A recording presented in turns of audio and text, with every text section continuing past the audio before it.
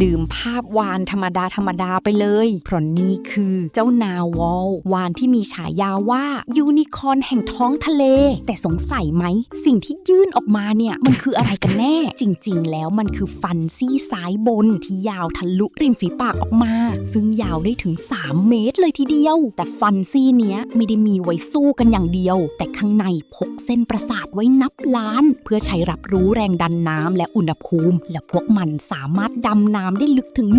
1,500 เมตรเพื่อหาปลากินท่ามกลางมหาสมุทรอาร์กติกที่เย็นจัดโลกกลมใหม่นี้เลยพามาให้เห็นว่าธรรมชาติมักสร้างสิ่งอัศจรรย์ที่เหนือจินตนาการเสมอส่วนเพื่อนๆล่ะคิดว่าในมหาสมุทรยังมีสัตว์ตัวไหนที่เหมือนหลุดมาจากนิยายอีกไหมคอมเมนต์บอกกันไว้ได้เลยนะ